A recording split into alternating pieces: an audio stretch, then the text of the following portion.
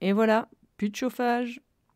En même temps, ça me permet de faire la transition pour vous expliquer un petit peu quand on n'a pas de chauffage, qu'est-ce que c'est les astuces qu'on peut avoir pour bien lutter contre le froid, bien dormir sans risquer l'hypothermie, quoi, en gros. Je vais vous montrer un petit peu l'équipement qu'on a, que ce soit sur nous, pour aller en rando ou des choses comme ça, ou dans le camion aussi, et quelques astuces pour un peu mieux isoler, un peu mieux garder la chaleur.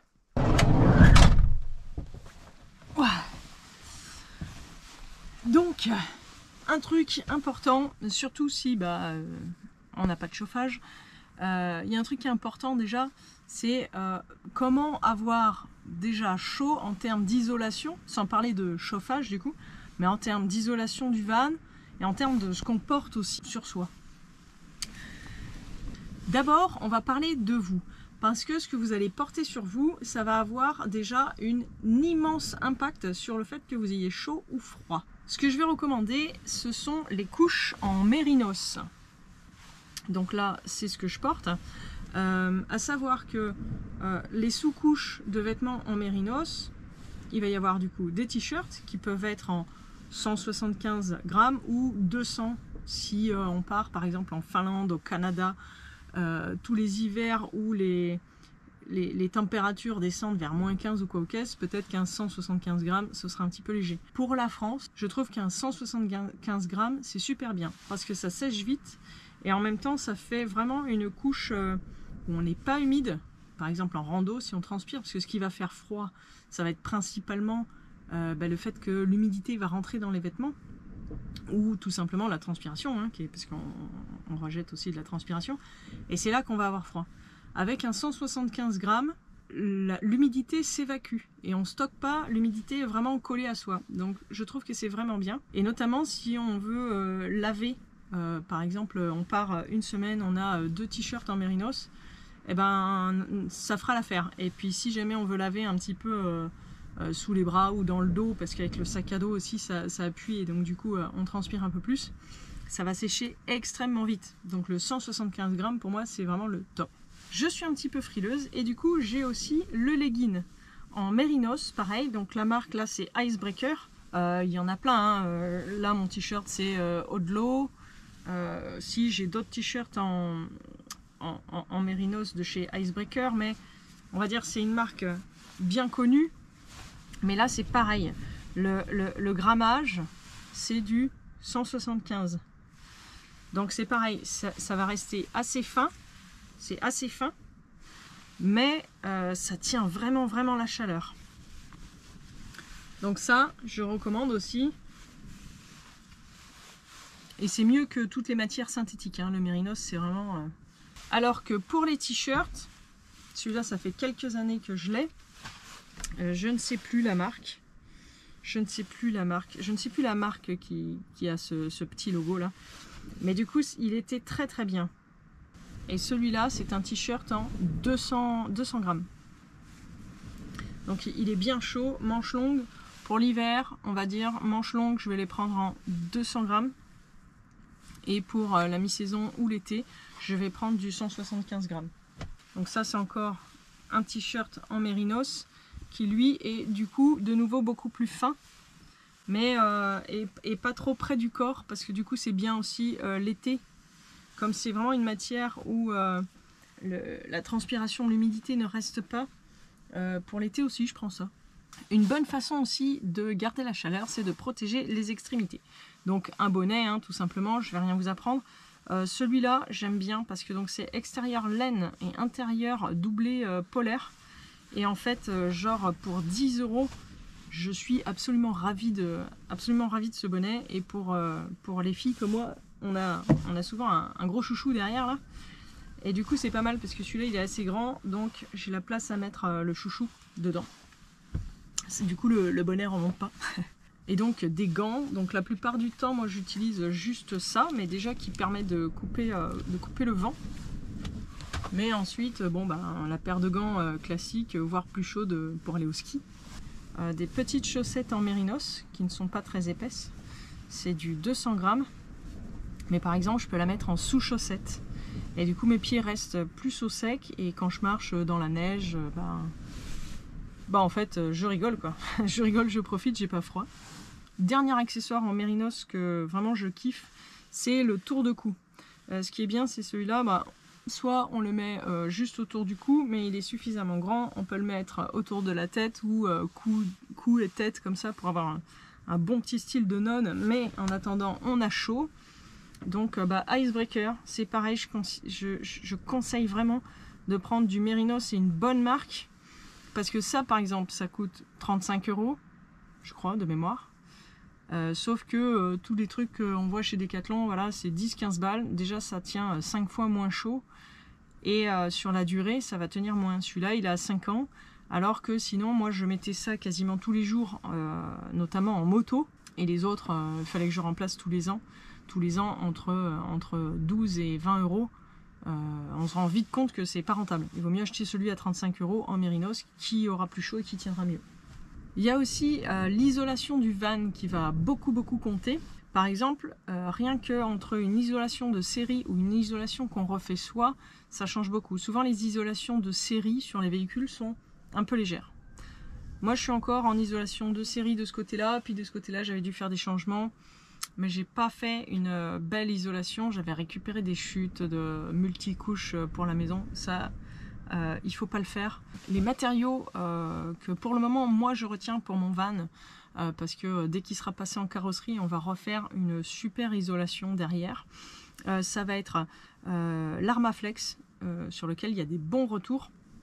L'Armaflex et l'Armaconfort, je crois. Donc l'Armaconfort c'est pour couper un petit peu les bruits extérieurs. L'Armaflex c'est une mousse, par contre il faut pas que ça soit tassé, mais c'est une sorte de mousse en fait qui va vraiment bien isoler et qui se place facilement parce qu'elle reste assez souple et qui est déjà enduite de colle. Donc dans ces matériaux là c'est un peu plus cher, mais c'est les meilleurs retours pour le moment de ce que j'ai lu. Je vous tiendrai bien sûr au courant quand on le fera. Et puis on vous dira un petit peu ce qu'on en pense. Mais nous on se dirige vers de l'Armaflex et du liège. Donc le liège ça va être plus pour le sol, parce que le liège va tolérer d'être plus compressé que l'Armaflex. Il faut surtout pas le compresser, sinon ça sert plus à rien. Bref, maintenant que la nuit va tomber et que du coup les températures vont descendre aussi assez rapidement, il va falloir s'équiper un petit peu mieux. Donc déjà, avant d'aller au lit, on va enlever donc tous les vêtements mouillés, changer le t-shirt, changer les chaussettes. Ma paire de chaussettes la plus moche, It Holders, qui fait des grosses chaussettes comme ça. Donc ça pour la nuit, ça va être super. Et pour le couchage, pour moi la base c'est vraiment d'avoir une couette en duvet d'oie. Alors c'est assez cher à l'achat. Je crois que c'était dans les 180 € la couette qu'on a, mais ça n'a rien à voir avec une couette en synthétique, hein, clairement. On a plus facilement trop chaud que froid avec. Donc vraiment ça tient hyper chaud. Et puis si on rajoute donc un surmatelas, donc ça fait comme une petite couette. Donc ça c'est du synthétique, hein, ça vaut 30 €. Il y a des élastiques pour que ça tienne au matelas. Et donc rien que ça aussi, ça fait du coup un duvet d'oie par-dessus. Quand même une matière matelassée qui garde la chaleur en dessous, et déjà ça fait donc double couche d'isolation, donc c'est vraiment pas mal. On tient -6 sans problème, -6 sans difficulté, c'est à dire qu'on n'est pas réveillé par le froid, on n'est pas gêné par le froid, et sans chauffage, donc du coup vous l'avez vu. Et en cas de grand froid, vous allez me dire t'es un peu bizarre, mais je rajoute du coup des peaux de mouton. Donc les peaux de mouton, j'en ai 3 et honnêtement ça, le jour où je dois survivre seul, je me mets en sandwich entre 2 peaux de mouton et j'aurai trop chaud je pense. Ça garde une chaleur incroyable parce que là si je mets mes doigts dedans, vraiment ça fait ça doit faire 5-6 cm d'épaisseur, hein, facile. Et donc c'est de la laine, donc toute la chaleur se stocke dedans. Je la mets sur mon fauteuil le soir si on reste tard, 1 h du mat, 2 h du mat dans le froid. Je me lève, je vais chercher quelque chose. Quand je reviens, le siège est toujours à la température, enfin la chaleur est restée dedans. Donc très performant la peau de mouton. Je pense que ça ne conviendra pas à tout le monde, parce qu'il y en a bien sûr qui vont dire « Oh là là, mais les pauvres petits moutons ». Mon avis, qui n'engage que moi, c'est que les petits moutons, de toute façon, ils sont tués. Et je ne me verrai pas gaspiller des ressources que la mort de ce petit mouton peut nous apporter. Donc moi, je fais le choix de prendre... du coup de la peau de mouton plutôt que quelque chose de synthétique. Donc je suis plutôt sur une matière naturelle. Ça fait 10 ans que je l'ai. Pas de problème. Il faut en prendre un tout petit peu soin, c'est-à-dire il faut la brosser. Ça m'est arrivé de les laver. Je ne pense pas que sur des températures qui ne dépassent pas les -10, on va dire, enfin qui ne descendent pas en dessous des -10, ça soit obligatoire d'avoir... Il y en a qui mettent des feuilles de couverture de survie entre leurs draps et tout. Moi je fais pas ça, c'est pas confortable. La couverture de survie en fait, elle ne va pas évacuer l'humidité que notre corps dégage, donc je suis pas là-dessus, malgré que ça peut être une solution. Bon, il y en a qui utilisent des bouillottes, tout ça, je pense que tout le monde connaît le principe. Et j'ai vu aussi des plaids donc avec batterie qui ont une autonomie de 5 heures et qui sont donc des plaids chauffants. Donc ça, pour les gens très très frileux, ça peut être une solution aussi. Honnêtement, j'ai pas testé. J'ai un ami qui a offert ça à sa femme et qui a l'air très contente. Donc ça peut être une solution. Avec ces astuces, ça n'empêchera pas que le matin, si on n'a pas de chauffage, il vaut mieux tirer les fringues et les mettre à chauffer un petit peu dans le lit.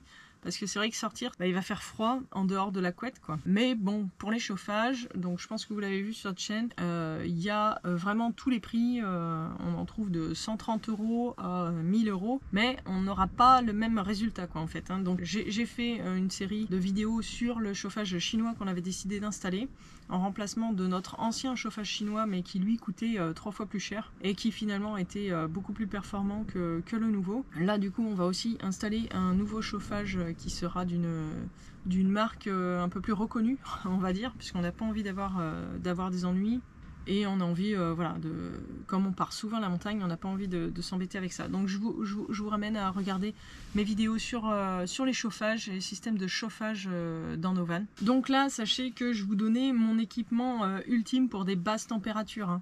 Hein. C'est du -10, un truc comme ça. S'il fait 0 ou -2, si vous utilisez tout ce que je vous ai dit, je pense que vous allez avoir beaucoup trop chaud. Donc vous adaptez un petit peu aussi à votre utilisation. Si vous avez l'habitude de beaucoup sortir l'hiver ou pas trop, bon, ça vaut peut-être pas le coup de se mettre, je sais pas, 150 balles de fringues en mérinos, 180 € de couette en duvet d'oie, etc. Donc faites un petit peu selon votre utilisation. Pas avoir beaucoup de dépenses et puis après se dire ah mince, en fait on sort pas trop, ça sert à rien, voilà, ce serait dommage. Une fois qu'on est spoté aussi, on va pouvoir jouer encore sur l'isolation du van. Rien que si le vent passe sous le van, ça va faire une perte de chaleur par le sol. Et donc rien que de construire une petite butte, par exemple en neige, hein, quand on est à la neige, ou voilà, de couper un petit peu le vent qui va passer sous le van si c'est un endroit où ça souffle pas mal.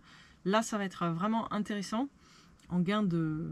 Enfin, pour éviter la perte de chaleur. Il y a bien entendu tout ce qui est isolation de fenêtres, donc à poser. Là, ce sont des isolants de l'intérieur, mais les isolants extérieurs sont beaucoup plus performants. Avec un isolant de l'intérieur, des fois, il y aura quand même du givre à l'intérieur du van sur les vitres, qu'avec un isolant extérieur, et il n'y a pas ce problème-là. Ça coupe vraiment très très bien. Donc pour devant, je recommande vraiment les isolants extérieurs qui enveloppent vraiment bien et quitte à mettre le petit rideau en plus pour isoler la cabine de devant. Et là, il n'y aura pas de perte de chaleur. Ensuite, pour ceux qui ont un toit relevable comme le mien, eh bien, on perd aussi de la chaleur. La chaleur monte. Hein. La partie ici où il y a le matelas, ça va faire une isolation, mais là devant, ça ne va pas faire d'isolation. Donc soit vous rabattez et tirez le matelas pour faire une isolation, soit sinon j'ai tout simplement un plaid qui est doublé polaire, et donc que je coince dans la barre du toit relevable et que j'installe, que je coince entre les matelas et devant que je coince dans la toile repliée. Et ça garde énormément la chaleur. Ça coupe vraiment super bien. Donc ça aussi, une bonne petite astuce, je pense, qui coûte pas cher, hein, parce que ça c'est 10 balles et en général tout le monde en a chez soi. Voilà, je vous ai donné mes petites astuces pour rester au chaud et pour sortir, que vous ayez un chauffage ou pas. Avec ça, vous en sortirez très bien. Et puis, nous, c'est comme ça qu'on fait en ce moment. Ça marche très bien. On est content, on n'a pas froid. Et puis, on continue de profiter un petit peu de notre liberté dans la nature tant qu'on peut. Et puis voilà.